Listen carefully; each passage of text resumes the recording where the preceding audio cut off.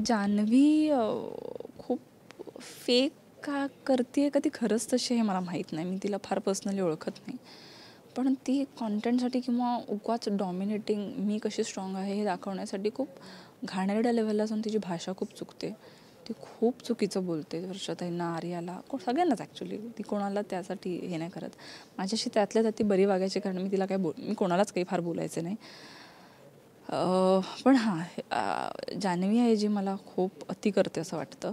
बोलताना भान ठेवलं पाहिजे माणसाने, टास्कमध्ये असो किंवा टास्क व्यतिरिक्त तुम्ही जे काही वागता, भान ठेवलंच पाहिजे बोलताना. तुम्ही समोरच्या शब्द एकदा तोंडातून निघाला की तो आयुष्यभर लागून जातो. आणि ती भरपूर काय काय आत बोलली आहे लोकांना, जे खूप चुकीचं होतं. आणि जेन्युइन सगळ्यात तर सूरज आहे. तो मुलगा खूपच गोड आहे. DP दादा खूप जेन्युइन आहेत. अभिजित सावंत जेन्युइन आहे. सो ही सगळी आता माझी टीम बी माझी आहे म्हटलं तर मी त्यांचीच नावं घेणार. अंकिता आहे, अंकिता पण जेन्युइन आहे खूप. पण सगळ्यात जास्त प्युअर, एकदम प्युअर कोणी आहे तर तो सूरजच आहे. तो जेव्हा टीम एकडून सुद्धा खेळत होता त्या मुलाने इतकं छान खेळला होता, जे खरं तर वैभवकडून अपेक्षित होतं.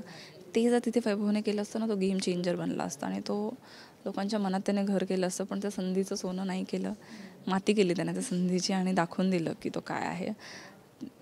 सो पण तू आता जान्हवीबद्दल बोललीस. तुम्ही खरं तर एकाच चॅनलवरच्या मालिका केल्या, त्याच्यामुळे बऱ्याचदा तुमचं भेटणं झालं असेल. अवॉर्ड शोच्या निमित्ताने आपण भेटतो किंवा एखादं फंक्शन असेल तर त्या चॅनलची सगळे कलाकार एकत्र येऊन भेटतात. तेव्हा कधी गाठभेट झाली होती? कारण तेव्हाची जान्हवी आणि घरात गेलेली जान्हवी ही तुला फार डिफरन्स वाटला का या दोघांना? मी एकदा त्यांच्या सेटवर गेले होते. 1 दिवसाचं शूट होतं माझं. तेव्हा थोडीफार बोलणं झालेलं. पण तेव्हा सगळं छान असते. मग कोण कशाला कोणी याला वाईट बोलेल.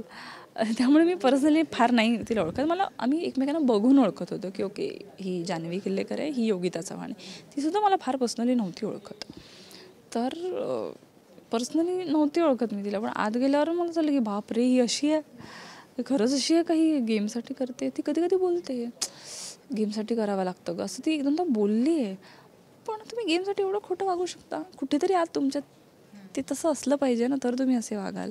सो कधी कधी असं वाटतं की खरंच असेल का अशी, काय कळत नाही म्हणजे.